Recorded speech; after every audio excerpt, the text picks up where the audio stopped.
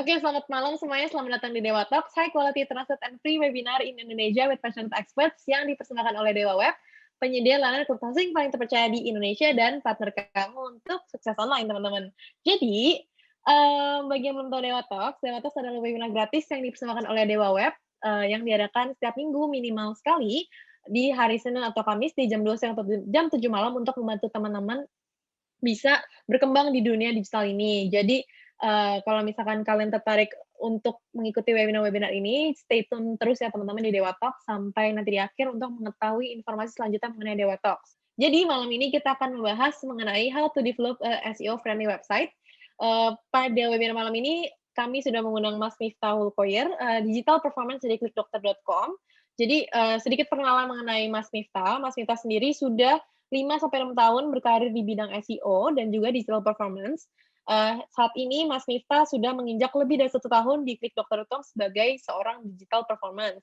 Nah, untuk yang belum tahu Klik Dokter sendiri adalah e-health pertama di Indonesia yang menyampaikan informasi kesehatan secara akurat dengan sumber-sumber yang dapat dipercaya. Karena semua tulisan yang atau artikel yang dibuat di Dokter itu eksklusif ditulis oleh dokternya langsung, baik dari dokter umum maupun dokter hingga spesialis hingga tenaga medis serta apoteker, teman-teman. Kan membawakan materi terkait how to develop as SEO friendly website ya. Jadi website yang friendly SEO yang bisa dibaca oleh Google kan di sini kan introducing-nya dulu bahwa Google itu adalah sebuah platform search engine atau mesin pencari yang terbesar sih menurutku sampai saat ini pun di dunia bahkan di dunia itu kalau misalkan menurut riset itu kisaran 80-90% penggunanya.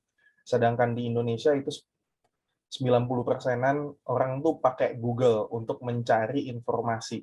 Biasa disebut dengan Mbah Google. Lu nggak tahu informasi ini, cari aja di Mbah Google, biasanya kayak gitu. Nah, challenge-nya kita sebagai orang SEO ini, gimana caranya agar website kita yang memiliki informasi yang bermanfaat, yang memiliki value yang bermanfaat di website kita, itu tampil di satu halaman Google. Jadi halaman Google itu ada 1 sampai 10 dan masing-masing halaman itu ada peringkat 1 sampai 10. Jadi kisaran ada 100 halaman yang di-show sama Google. Tapi yang paling banyak pengunjungnya itu biasanya di halaman 1. Makanya SEO itu ya udah biar gimana caranya agar website kita dioptimasi. Dioptimasi ya, ingat bukan mengakali Google. Aku kadang agak risih kalau misalkan orang SEO itu musuhnya Google loh, bukan. Jadi SEO itu bukan musuhnya Google, tapi lebih ke optimizer. Google aja kalau misalkan musuhnya Google, nggak mungkin dia memberikan sebuah guideline terkait SEO bahwa yang SEO yang benar itu seperti apa. Kayak gitu. Makanya posisikan diri kita adalah sebagai optimizer. Jadi optimizer website kita gimana caranya agar muncul di halaman pertama Google itu sendiri. Baik itu di ranking 1 atau sampai ranking 10. Nah, nggak banyak sebenarnya apa yang ingin aku sampaikan di materi malam ini. Yang pertama ada technical, dan yang kedua adalah artikel SEO. Terus yang ketiga, sebenarnya ada 3, itu adalah off page-nya. Jadi aku biasanya membagi itu jadi on page, sama artikel, lalu off page. Jadi artikel ini di luar dari on page sebenarnya kalau dari aku ya. Tapi ada beberapa teman-teman juga bilang teknikal yang di luar dari on page itu artikel. Bisa jadi seperti itu, tapi menurutku sama aja. Nah, untuk technical SEO ini kita akan membahas 7 core-nya sebenarnya untuk di SEO ini. Yang pertama adalah hosting, yang kedua desain dan URL structure, yang ketiga adalah page speed, yang keempat adalah sitemap dan robot.txt, yang kelima adalah HTTP status code, yang keenam adalah skema, dan yang ketujuh adalah mobile version. Nah, dari ketujuh pembahasan ini enggak bukan ini doang sebenarnya, banyak banget sebenarnya yang untuk technical SEO, cuman yang paling sering kita sounding itu di bagian ini. Nah, kalau untuk hosting sendiri, itu hosting kita sebuah, gimana ya, aku bilangnya hosting itu tempat kita menempatkan suatu website kita. Nah, tempat ini bisa scale ya gitu, kayak misalkan Dewa Web kan punya jasa untuk penyediaan jasa hosting kayak gitu. Nah, Untuk hosting ini ada beberapa hal yang memang harus kalian penuhi kayak gitu. Ada 4 ini, multiple service, good review, sama responsive support team, dan easy to use. Kayak misalkan di video introduce tadi kita lihat Dewa Web seperti apa, kayak multiple service itu nggak hanya cloud hosting doang, tapi ada banyak banget dari di hosting itu dia udah cloud, udah server yang bagus, udah memiliki sertifikat yang bagus kayak gitu. Nah, itu sangat penting kita perhatikan dalam memilih sebuah hosting. Terus yang kedua adalah good review. Kalau di Dewa Web sendiri itu hostingnya, setahu aku ngelihat di websitenya ataupun di search engine itu aku ngelihat reviewnya bagus-bagus. Nah, itu juga bisa menjadi pilihan tertentu. Terus yang ketiga, yang paling penting nih, responsive support team. Aku sendiri kalau sebagai orang SEO itu memiliki beberapa website yang udah nyoba kemana-mana. Jujur, ini bukan karena aku di Dewa Web ya ceritanya, tapi yang paling support timnya itu ya tim Dewa Web itu, yang langsung kayak 24 jam ngasih kendala langsung di solving saat itu juga. Menurutku bener-bener yang paling bagus di Dewa Web itu responsive support timnya. Terus sama easy to use. Easy to use ini baik itu terkait dengan cPanel, kalau misalkan hostingan itu biasanya kita dikasih cPanel nih, tempat kita menempatkan sebuah website kayak domain, terus platform kalian apa, ada WordPress kah, ada Joomla, ada banyak lagi. Kalau di Dewa Web itu banyak banget untuk services di cPanel-nya. Nah, untuk desain dan URL struktur, kalau misalkan desain web, itu yang pertama yang harus kita perhatikan adalah navigator website-nya. Navigator website ini di mana sih sebenarnya tempat halaman produknya kita. Kalau misalkan kita lihat nih, ini tanpa minta izin dulu sebenarnya kembali Lintang untuk ngelihat yang di Dewa Web. Aku ngelihat di Dewa Web itu navigator website-nya udah jelas banget. Kayak misalkan di mana sih kamu mau beli produk, di mana sih mau beli hosting, mau beli domain, mau sewa server, atau mau baca berita atau blogging di dalam itu udah sangat jelas kalau misalkan kalian buka untuk websitenya Dewa Web. Dan gambar juga menurutku menarik banget gambarnya dari segi warna, font, terus ada yang terakhir adalah produk highlight. Kalau misalkan di halaman pertama di Dewa Web, itu bisa menjadi contoh atau reference teman-teman yang belum memiliki website untuk bisa menonjolkan sebuah produk yang kalian jual atau produk yang memang kalian show di dalam website itu. Produk itu bisa jadi untuk blogging-blogging, kayak misalkan produknya itu yang di highlight adalah penulisan tentang apa. Misalkan kayak website pribadi, misalkan kamu hobi untuk bikin puisi, berarti memang produk lu yang ditonjolin adalah puisi. Sedangkan untuk tulisan-tulisan lainnya mungkin nggak di highlight karena kamu memang segmen kamu adalah di puisi. Atau di teman-teman memiliki produk keripik misalkan. Nah, produk highlight itu bisa kalian lihat nih yang mana yang produk yang paling sering dibeli atau yang paling bagus reviewnya. Kalian bisa show di halaman terdepan kalian dan pastikan user yang kalian punya itu langsung melihat produk yang kalian highlight. Seperti yang Dewa Web itu udah bagus banget dari sesi pertama kayak cloud hosting, di depan ada yang promo, terus yang layanan-layanannya, terus sampai ke gimana caranya kita harus beli kayak gitu.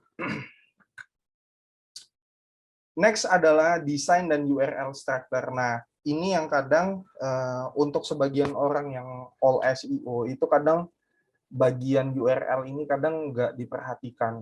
Padahal ini sangat penting. Nah, gimana sih caranya untuk menentukan URL kita atau menentukan produk atau menentukan kategori-kategori yang ada di dalam website kita? Yang pertama sebenarnya kalian harus tahu dulu apa yang harus kalian bikin di dalam website. Jangan ujuk-ujuk langsung beli website, langsung bikin, terus nggak tahu nih mau bikin apa. Jadinya sembarangan. Nah, sebelum untuk bikin website itu, kalian harus tahu dulu nih, arah kalian atau tujuan kalian bikin website itu apa. Kalian harus pisahin dulu nih mana yang produknya, mana kategorinya, atau misalkan website kalian adalah news, itu kalian bisa bagi kategori apa aja nih yang aku harus tulis. Misalkan kategori news atau kategori politik atau selebriti atau ekonomi, dan itu bisa kalian bikin di Google Sheet sih. Biasanya aku di Excel itu bikin satu-satu dari home itu seperti apa. Terus sampai menuju artikelnya. Kenapa ini menurutku penting? Karena URL inilah yang mempengaruhi seberapa dalam si bot ini mengetahui informasi yang ada di dalam websitenya kita. Kayak misalkan ketika si bot itu masuk ke home atau ke website root-nya atau website utamanya, kayak misalkan dewaweb.com, itu dia memiliki tenaga lebih lagi atau namanya biasanya itu crawlability. Crawlability dengan crawling budget beda ya. Nah, crawlability ini adalah kemampuan si bot itu dalam menggapai setiap produkmu, setiap artikelmu di dalam website. Nah, semakin dalam, semakin panjang, atau semakin nggak jelas, itu semakin menyusahkan si bot itu untuk mendapatkan informasi atau menggali informasi di setiap halaman websitemu. Makanya, ini sangat perlu kita perhatikan, kayak gitu. Nah, sebenarnya untuk desain dan URL structure ini, itu banyak banget kombinasinya. Ada kalau misalkan teman-teman kerja di e-commerce, mungkin banyak banget produk yang harus kalian mapping terkait URL structure-nya. Itu ada juga yang hanya seperti ini, yang kayak simple. Biasanya Google itu lebih suka dengan flat site architecture namanya.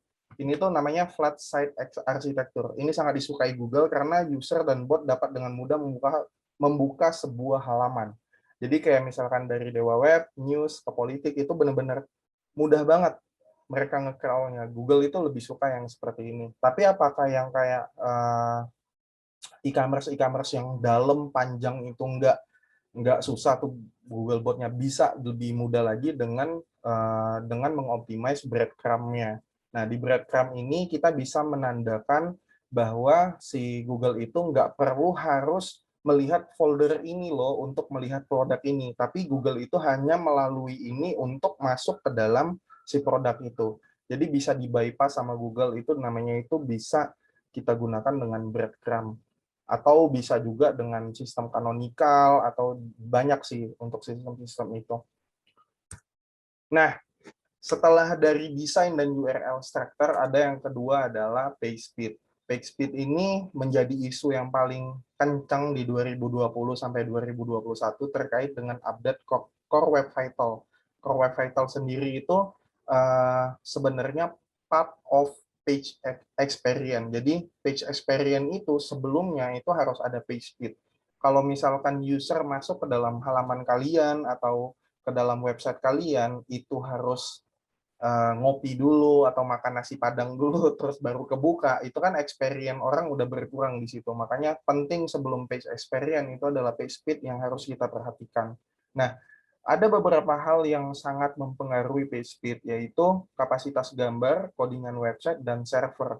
Nah, kalau untuk kapasitas gambar tersendiri ini, biasanya untuk web development itu, dia udah bisa ngekompres gambar tersebut atau meminimalisir kapasitas gambar tersebut agar lebih ringan untuk di-load sama si Google atau si servernya. Ketika dibuka itu langsung nampil, nggak yang loading dulu kayak gitu. Nah, ada kejadian lucu sih, kayak website itu ada satu klien bikin website dan gambarnya itu nggak dikompres sama sekali, yang benar-benar dia dari kamera yang DSLR itu langsung dimasukin ke website, diupload. Itu gede banget, itu kadang 1 GB sampai 2 GB itu gambarnya, dan itu sangat mempengaruhi. Nah, untuk kapasitas gambar ini sangat penting untuk diperhatiin, terutama kalau misalkan teman-teman yang pakai WordPress, itu sangat mudah sih. Kayak misalkan ada namanya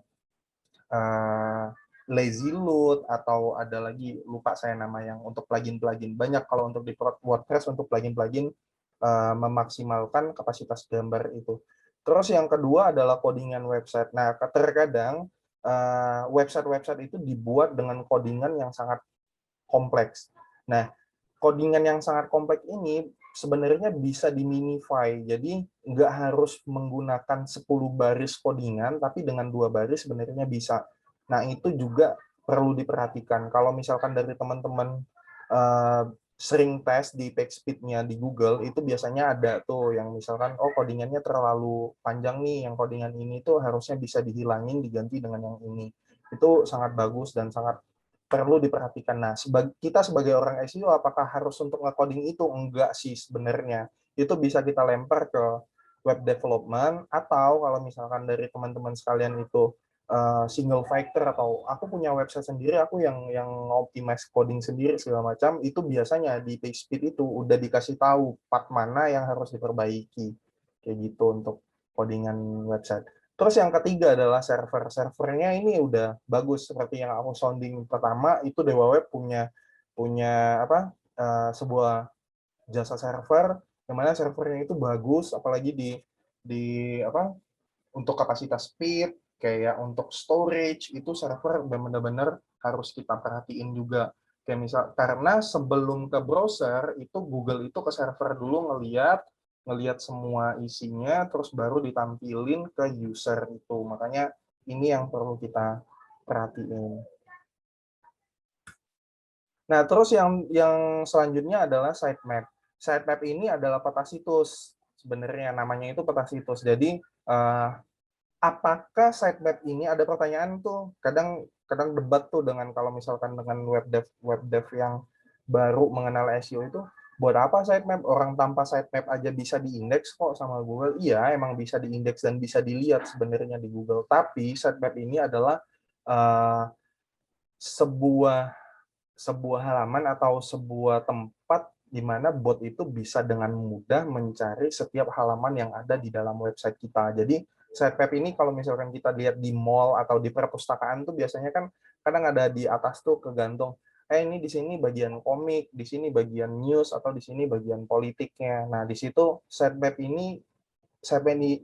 inilah yang akan memanage itu. Nah, kalau untuk Klik Dokter sendiri itu memiliki sitemap yang seperti ini, yang manual. Jadi di sitemap Klik Dokter itu kelihatan di sini semua halaman yang di Klik Dokter punya atau direktori yang Klik Dokter punya itu masuk ke dalam sitemap.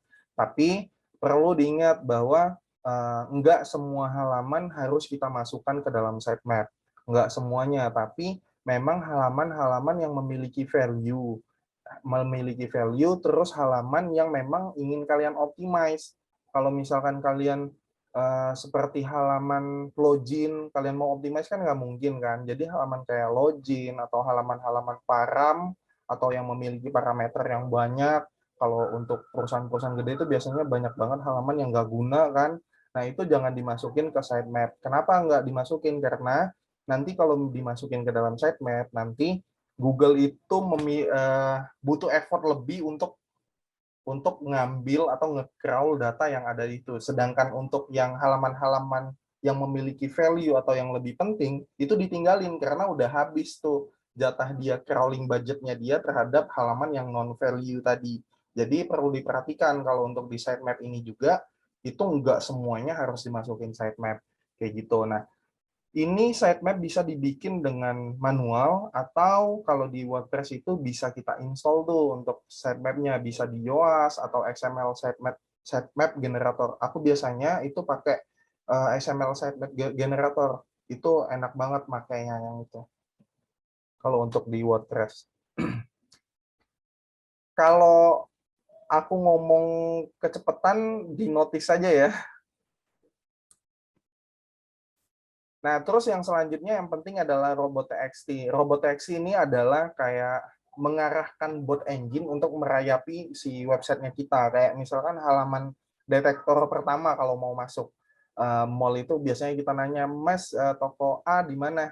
Di situ. Mas, yang bagus itu toko apa aja nih di mall ini? Nah, robot itu yang mengarahkan, oh yang ini di bagian ini nih yang mau kalian ambil informasinya.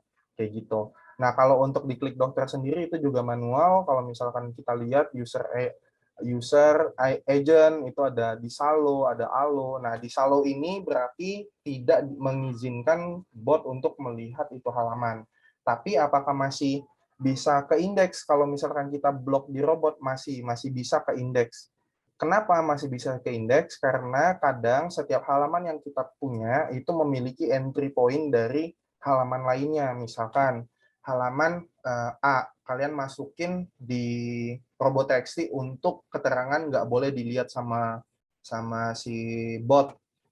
Nah, Tapi halaman A ini punya internal bukan halaman A, tapi ada halaman B atau C yang memiliki internal linking yang mengarah ke halaman A di dalam artikel itu. Nah, itu otomatis nanti di halaman B itu ada halaman A, maka itu akan ke indeks, tetap ke indeks.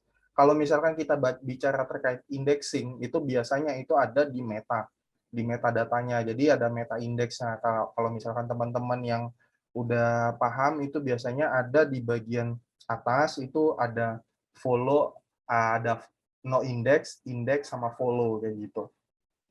Nah, kalau untuk pembuatannya itu bisa dengan manual, terus kalian upload ke sistemnya cPanel-nya di luarnya.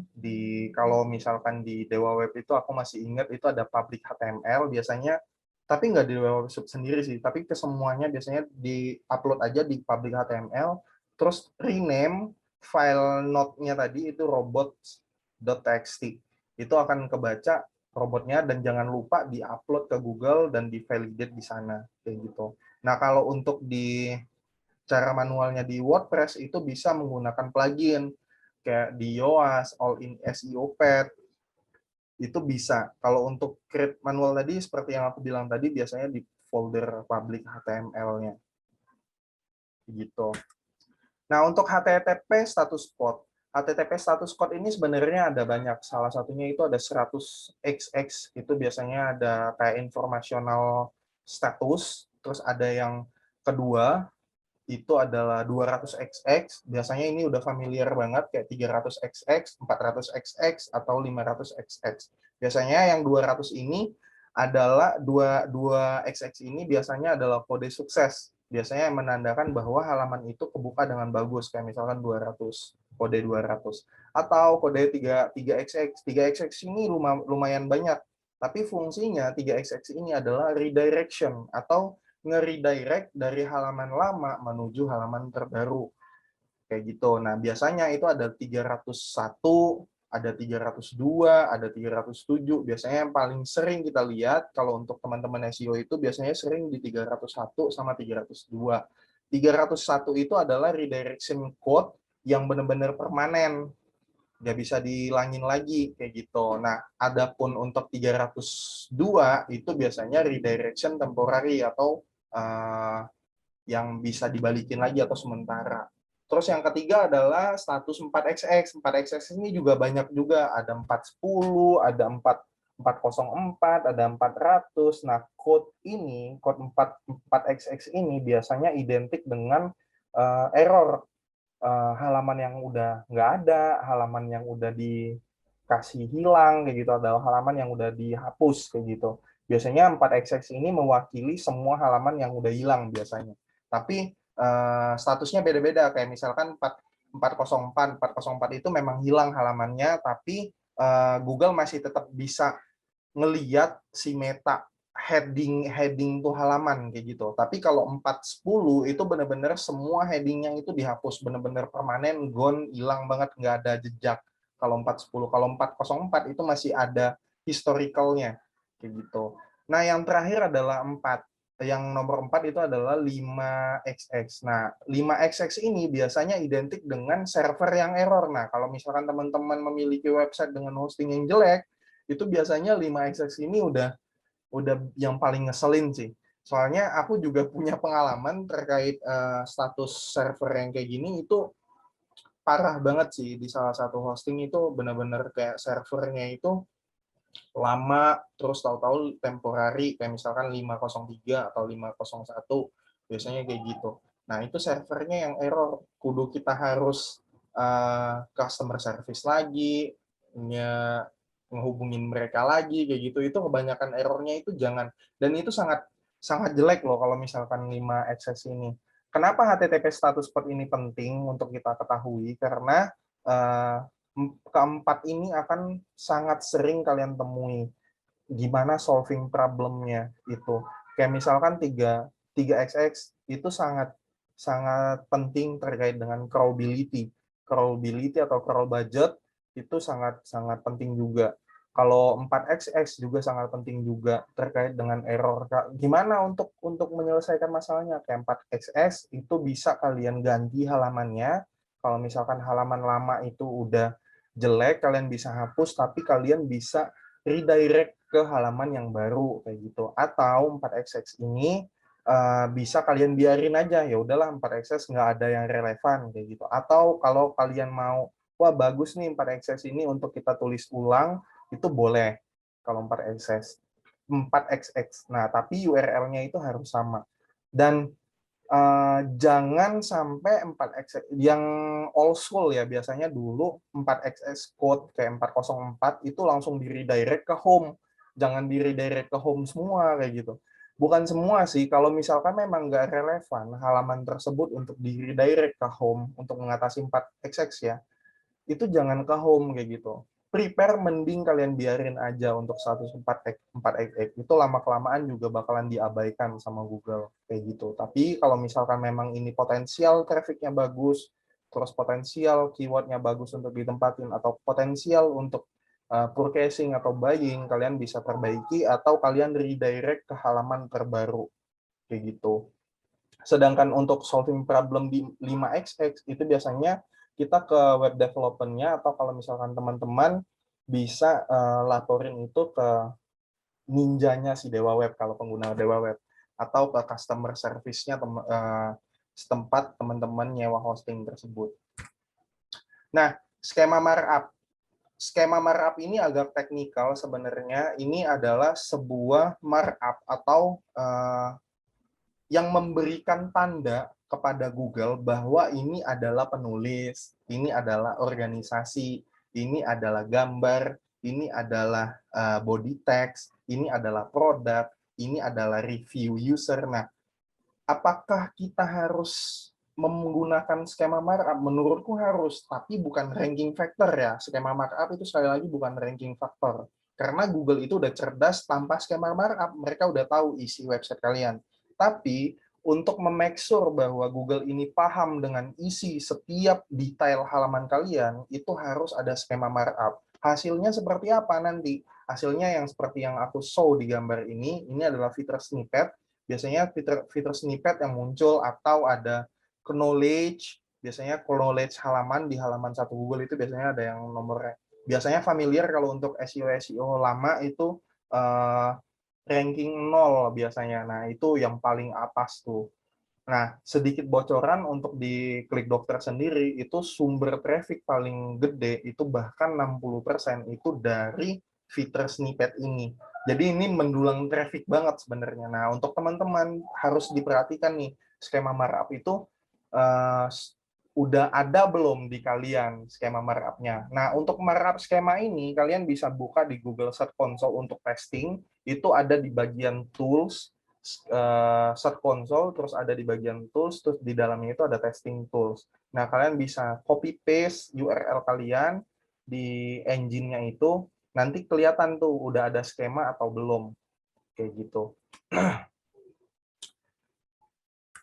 Nah, yang terakhir adalah mobile version. Nah, mobile version ini sebenarnya ada 3 kalau misalkan based on experience aku, itu ada M-Site, AMP, sama responsive. Nah, gunanya untuk mobile version ini di 2018 kan udah ada first indexing kan. First indexing ini di Google ini sangat diperhatikan banget untuk Google. Kenapa dia sangat diperhatikan? Karena pengguna internet ini hampir 60% itu menggunakan, bukan hampir sih, kayaknya kalau di Klik Dokter sendiri pengguna mobile itu 80-90% itu pengguna yang membaca website kita, yang melihat produk Klik Dokter itu dari mobile. Jadi sangat perlu dan sangat perlu untuk dioptimize untuk mobile version ini. Nah, mobile version ini bebas, kalian ada M-Site, kalau misalkan m.klikdokter.com, atau kalian mau pakai AMP, IMP, itu bisa tuh di WordPress itu sangat mudah, tinggal kita install aja pluginnya, IMP, atau kalau misalkan yang memiliki web development, yang mau kerja lebih lagi, itu biasanya di responsive, kayak misalkan dia udah otomatis menyesuaikan bahwa si website ini dibuka di dalam bentuk mobile atau phone atau tablet, itu bisa langsung bagus itunya apa tempatnya di tampilannya. Nah, ada lagi sebenarnya itu namanya itu static apa ya namanya? mobile, bukan responsif, tapi memang dari tim development itu benar-benar mengukur kalau misalkan website ini dibuka di mobile dengan 5,5 inch, itu nanti tampilannya seperti apa. Itu nanti satu-satu tuh biasanya. Lupa aku namanya, sistemnya itu. Cuman itu agak jarang banget. Cuman aku tahu satu perusahaan gede yang menggunakan itu sih. Itu sangat sangat dewa sih web development-nya yang menggunakan itu. Nah, yang selanjutnya adalah yang kedua kita bahas di sini adalah artikel SEO. Selain di website itu sendiri yang aku highlight sebenarnya di dalam website itu adalah artikel. Nah, artikel-artikel atau produk kita itu harus ada namanya riset keyword, struktur konten, multimedia, internal linking, sama metadata. Dan ini merupakan 5 part yang benar-benar diperhatikan juga oleh search engine. Kayak gitu. Nah, untuk riset keyword sendiri ini banyak caranya sih. Cuman sebelumnya yang harus kita highlight bahwa ada 3 nih. Yang pertama adalah relevansi, yang kedua adalah high search volume, adalah high potential traffic. Kayak misalkan kita riset, jadi menentukan keyword itu nggak hanya sembarangan. Kayak misalkan kalian memiliki website otomotif, terus kalian sembarangan nih bikin-bikin artikel tanpa ngeriset keyword itu sendiri.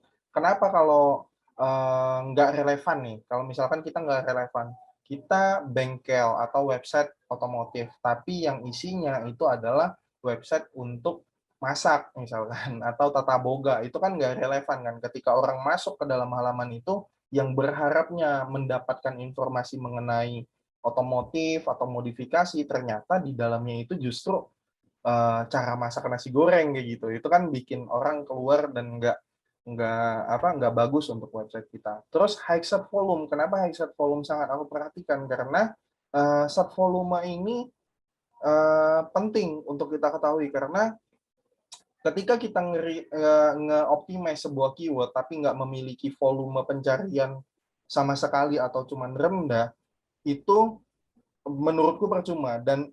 Dan aku percaya sebagai orang SEO, aku percaya bahwa mengoptimize keyword, mau keywordnya ini difficulty-nya rendah, mau keywordnya ini yang susah, segala macam, effortnya sama aja. Makanya untuk riset keyword atau mengoptimize keyword itu emang benar-benar harus kita pahami dulu nih volume pencariannya ada, dan ini bisa di-combine dengan high potential traffic. Kalau misalkan dari teman-teman memiliki apa sih namanya, Ubersuggest, itu ada juga kalau nggak salah untuk traffic potensialnya. Terus ada Ahref, yang di sini yang aku gambarin itu adalah Ahref, kayak keyword penyakit jantung, volumenya 10.000, dan trafficnya, potensial traffic yang akan kita dapat itu kisaran 5 ribuan. Dan ini potensial traffic yang mereka show ini itu untuk posisi 1 sampai posisi 3 biasanya. Nah, itu untuk posisi 4 dan sampai ke bawah itu biasanya potensialnya lebih kecil daripada 5.000 ini. Kayak gitu.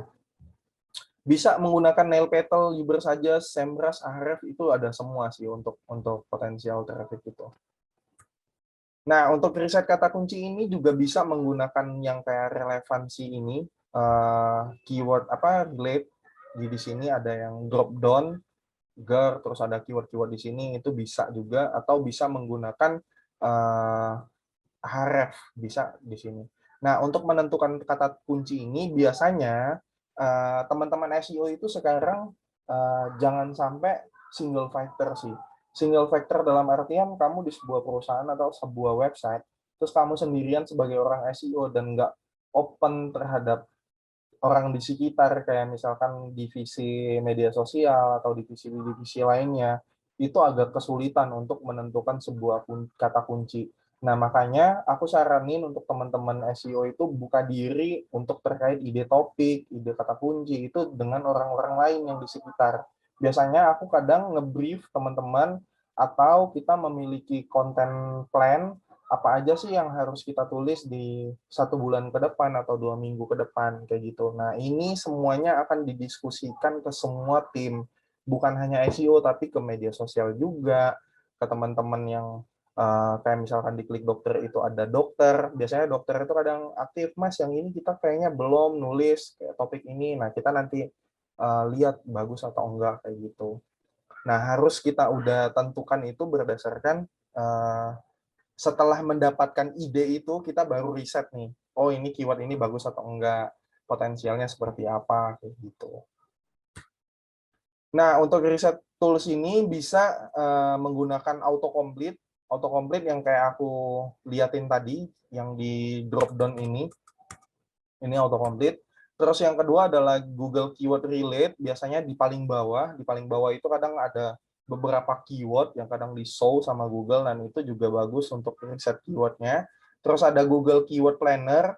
Nah, ini untuk Google Keyword Planner ini kalian nggak harus juga sih sebenarnya memiliki akun AdWords atau akun Ads-nya Google, itu bisa kalian gunakan keyword tools-nya. Nah, keyword tools ini kalau kalian belum menjalankan campaign itu kadang dibatasi, tapi kalau misalkan kalian pernah menjalani campaign ads Google-nya itu bisa full tuh biasanya untuk keyword planner-nya. Terus yang keempat adalah Ahref, kalau kalian memiliki duit lebih atau perusahaan kalian memiliki budget lebih terkait tools, kalian bisa memiliki Ahref atau Semrush. Semrush ini juga bagus, Ahref juga bagus, keduanya. Keduanya sangat powerful. Terus yang selanjutnya adalah Nail Petal Uber Suggest. Nail Petal Uber Suggest ini sebenarnya gratis, tapi sekarang ujung-ujungnya bayar. Cuman nggak begitu mahal sih kalau untuk Uber Suggest ini. Cukuplah untuk mengurangi jatah jajan cilok kalian, kayak gitu, disisihin dalam 1 bulan. Itu cukup untuk bayar Uber Suggest. Dan menurutku itu sangat bagus. Terus yang selanjutnya adalah Keyword Everywhere. Keyword Everywhere itu kayak extension di Chrome, itu bisa kalian gunakan. Nah, tampilannya akan ada ketika kalian search, terus di dashboard sebelah kanan biasanya itu nanti ada list URL, list keyword-keywordnya.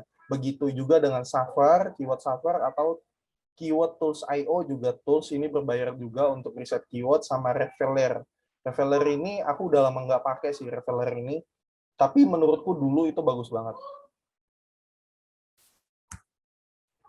Terus yang harus diperhatikan ketika itu ketika kita optimize sebuah artikel adalah struktur konten. Nah, di struktur konten ini ada yang namanya itu heading. Jadi ketika kalian membuat sebuah artikel itu yang jelas itu pasti dan harus ada judul. Kalau nggak ada judul, wah parah. Itu bukan konten kayaknya, itu quote atau caption.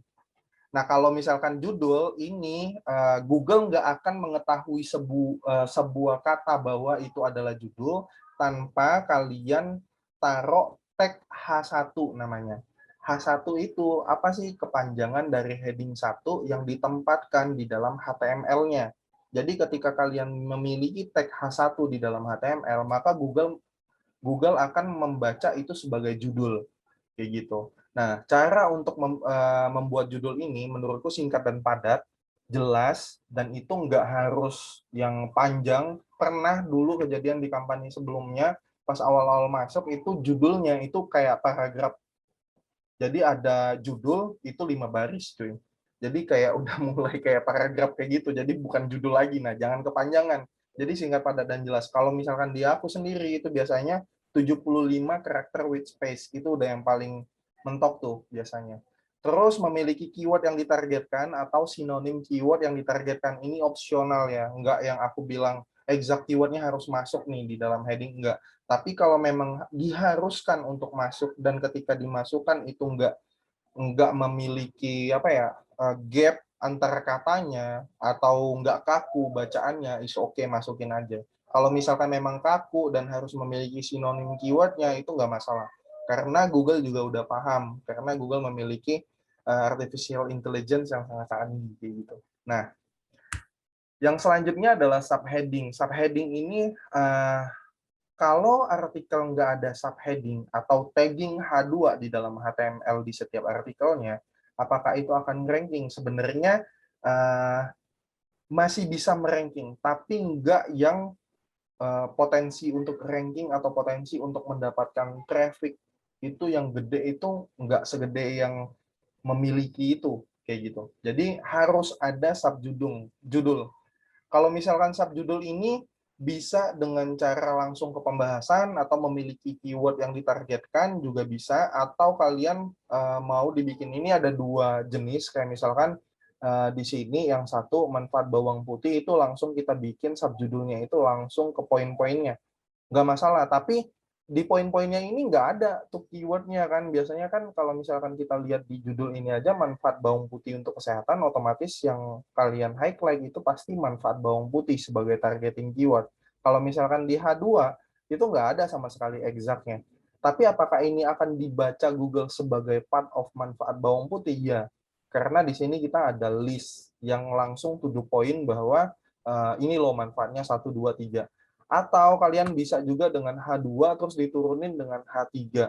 Nah, ini bisa. Tapi ada yang kejadian seperti ini. Kalau aku pribadi ya, based on experience aku pribadi, kalau di artikel, aku nggak pernah mau structure heading ini berantakan. Misalkan kayak gini berantakannya.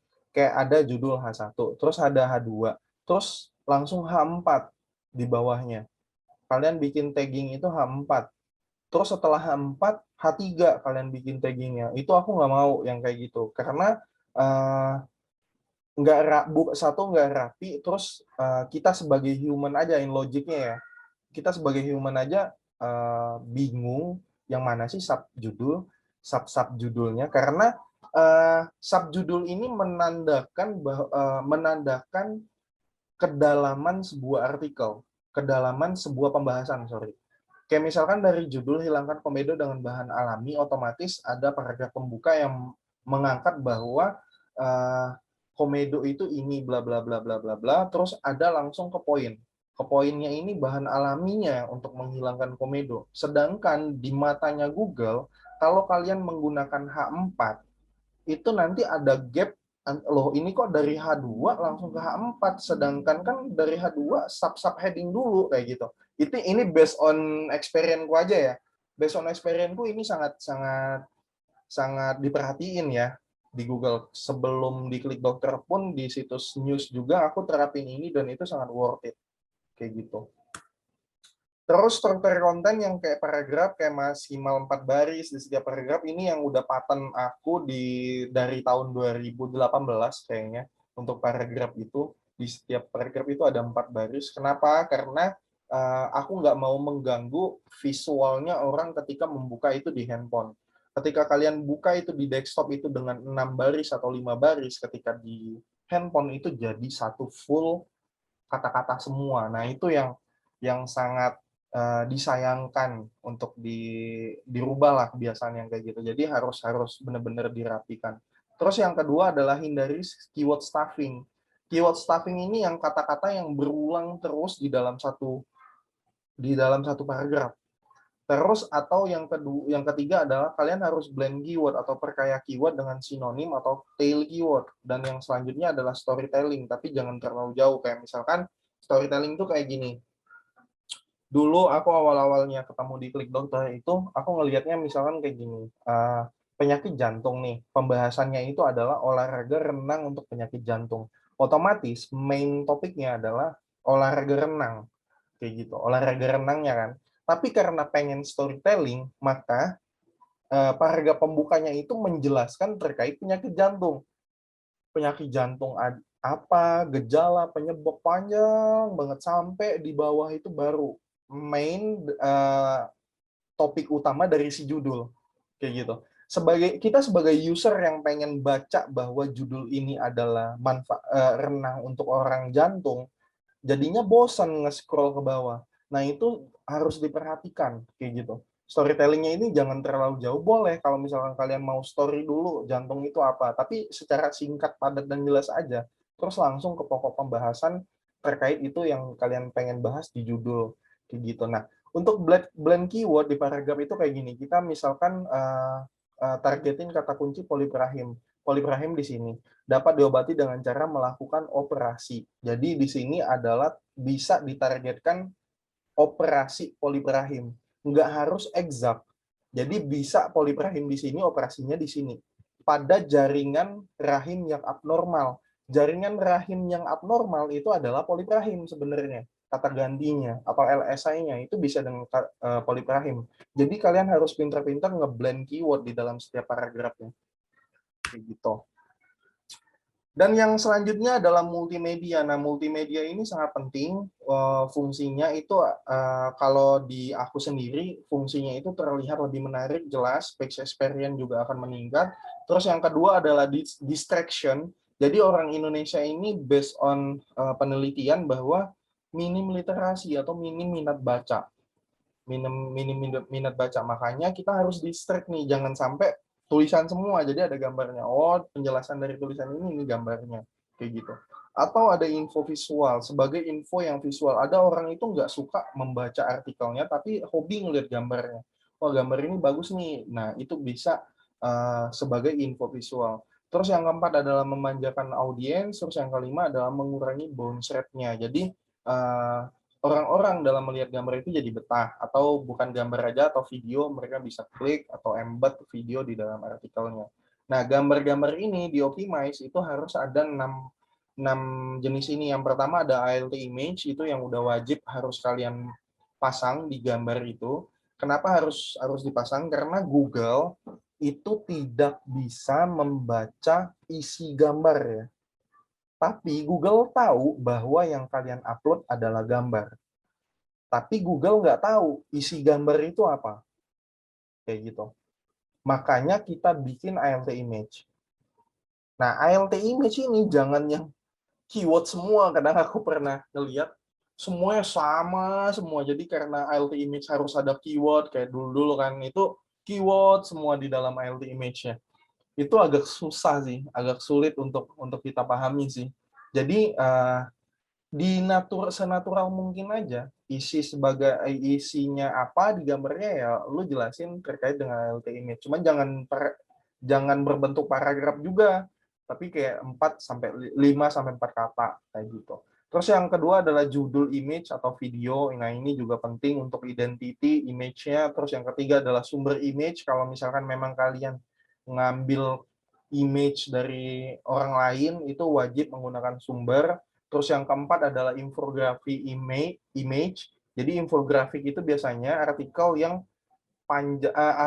gambar yang panjang ke bawah, yang satu-satu dijelasin di dalam gambarnya bahwa rule-nya kayak gini. Biasanya itu kalau misalkan di kita sering lihat kayak rute ganjil genap, biasanya kayak gitu.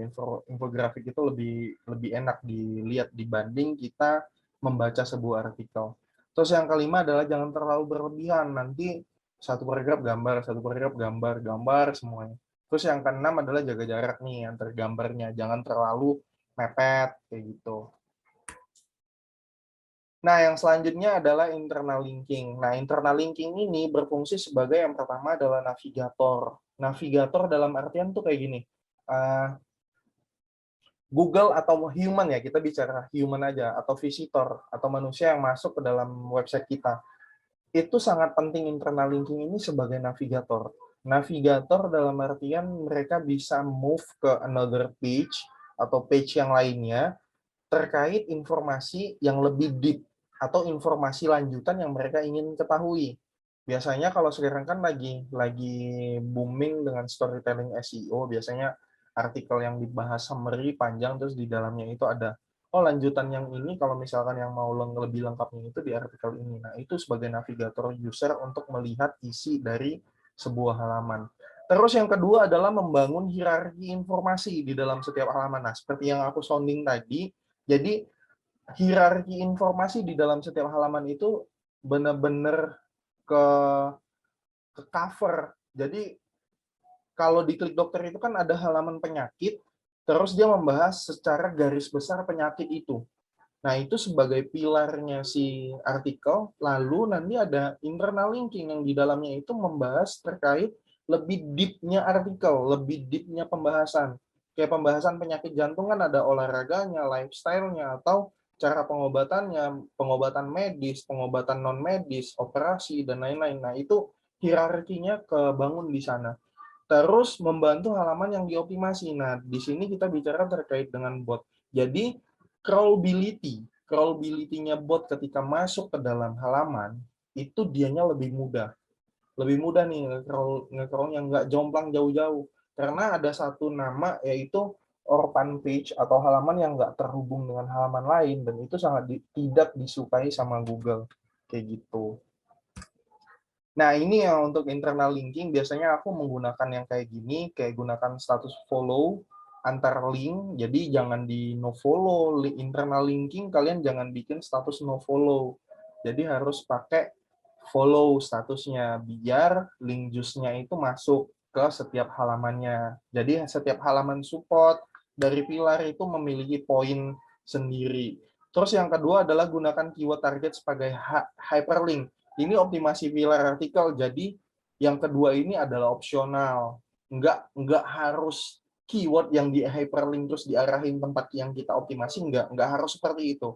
Tapi kalau misalkan mau dibikin kayak gitu, misalkan support artikelnya adalah membahas mengenai renang penyakit jantung. Ternyata di situ adalah kata-kata penyakit jantung, dan kita arahin ke pilar yang membahas terkait benar-benar holistiknya si penyakit jantung. Makanya itu masih relevan, tapi jangan dipaksakan. Kadang ada kata dan pun itu dibikin hyperlink untuk diarahin ke artikel, atau kata yang doang itu sangat sangat itu sih, sangat sangat nggak harus dilakukan kayak gitu. Terus yang ketiga adalah relevansi. Jadi di setiap internal linking itu harus relevan. Jangan internal linkingnya penyakit jantung, tapi ketika diklik itu masuknya itu ke asam lambung kayak gitu. Nah, itu harus relevan. Terus metadata atau meta title dan description. Nah, di sini juga hal yang paling penting, karena meta title dan meta description ini menurutku adalah sebuah sales atau orang atau bot yang apa ya, mempromosikan halaman kita di satu halaman Google. Kalau misalkan nggak menarik isinya, itu nggak mau orang orang klik itu jadinya. Kayak meta title ini SPG-nya website kita lah, kayak gitu. Jadi bikin serelevan mungkin, jangan bohongin. Kalian nawarin, wah ini bagus nih produk ini. Ketika produk untuk penyembuhan jantung, pas disuruh masuk ternyata produk untuk penyembuhan emah atau produk untuk penyembuhan patah kaki, nah nggak relevan. Itu sangat sangat jangan dilakukan lah hal yang kayak gitu. Terus jumlah karakter dan spasi itu kalau meta title aku biasanya di angka 55 karakter with space, sama meta description itu 155 space with space dengan karakternya. Terus yang ketiga adalah memiliki keyword yang ditargetkan atau sinonim, dan ini juga opsional. Kalau misalkan memang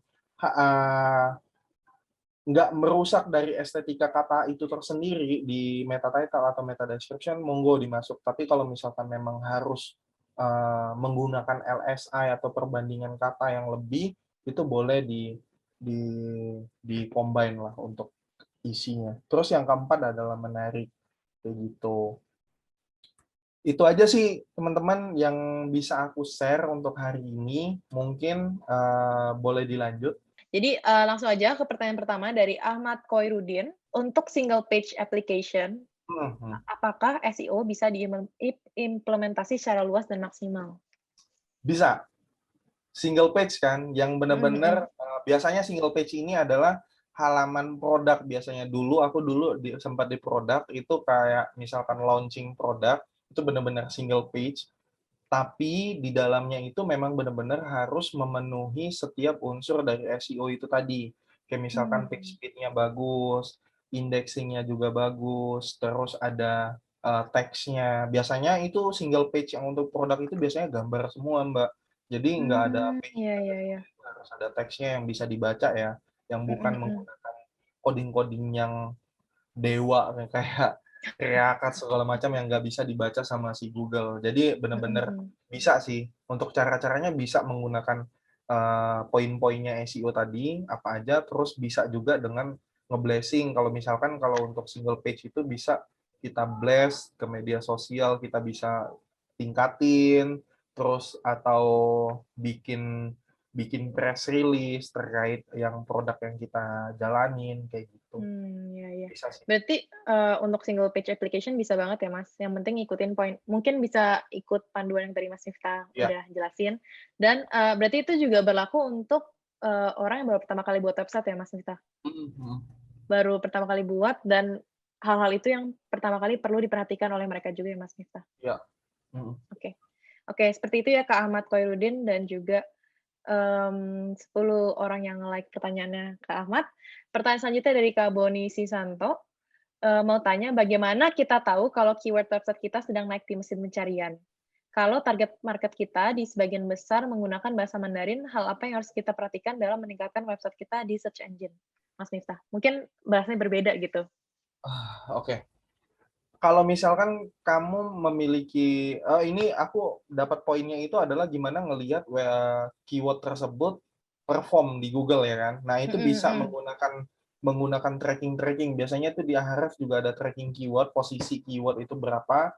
Terus kalau misalkan di Ahrefs juga bisa based on lokasi juga bisa, atau di Nailpetal yang agak sedikit murah atau gratis, itu juga Mhm bisa mhm. di Nailpetal kita atur melihat posisi keyword ini di Cina misalkan, bisa dilihat Mhm di mhm. situ.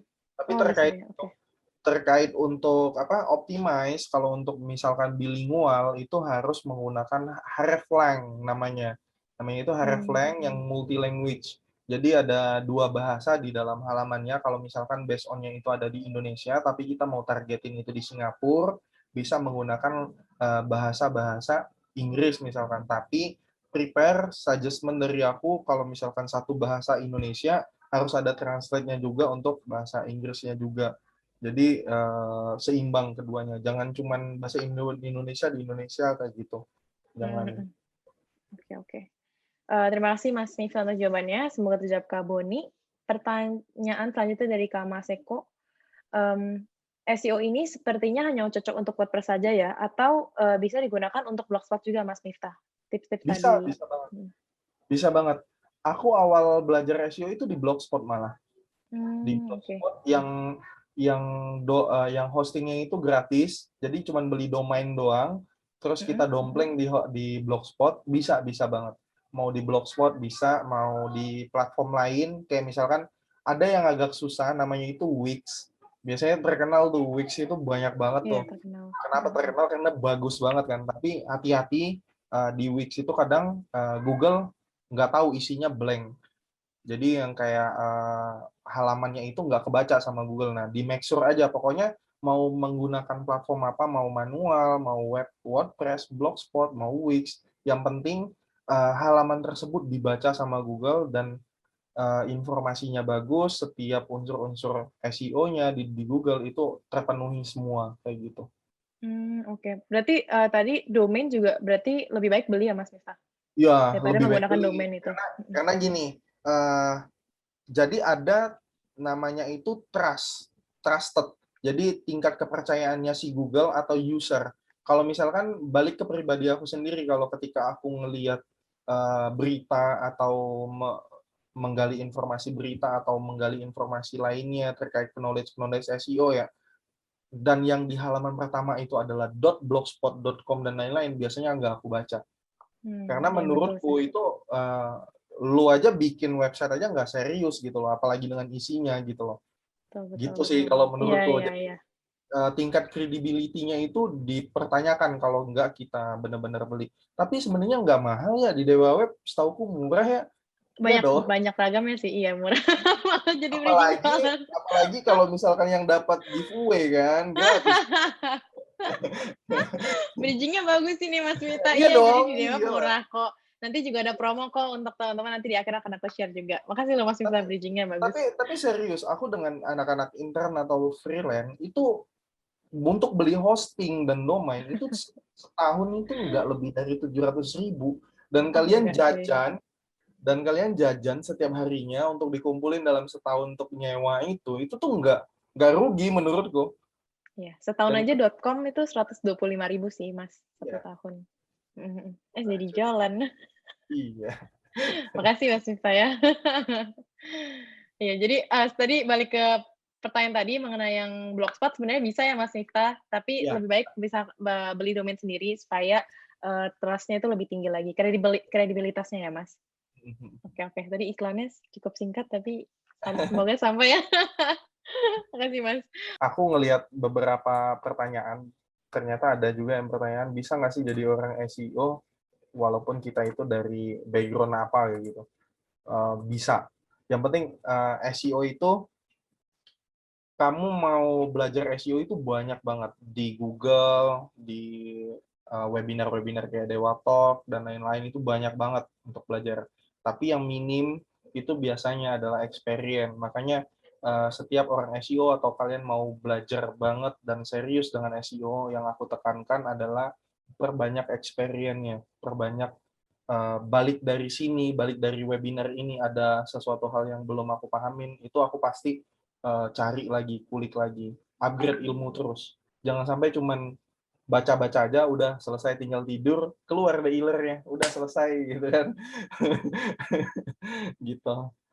Jadi semangat, dan kalau untuk SEO itu harus full experience sih. Harus coba terus.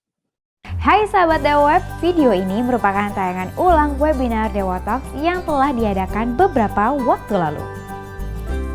Kalau kamu tertarik dengan tayangan ulang webinar ini, yuk jangan sampai ketinggalan untuk ikutan webinar selanjutnya. Nantinya, selain bisa bertanya secara langsung kepada para pembicara, kamu juga bisa mendapatkan e-certificate dan juga door prize dari Dewa Talks. Mau ikutan? Caranya gampang banget, kamu bisa langsung aja daftarkan diri kamu di dewatalks.com. Setelah itu kamu akan terdaftar sebagai peserta webinar Dewa Talks. Eits, tenang aja, webinar ini gratis dan gak dipungut biaya sama sekali. Tunggu apa lagi? Yuk jangan sampai ketinggalan dan aku tunggu kamu di webinar Dewa Talks selanjutnya. Cari hosting yang aman, Dewa.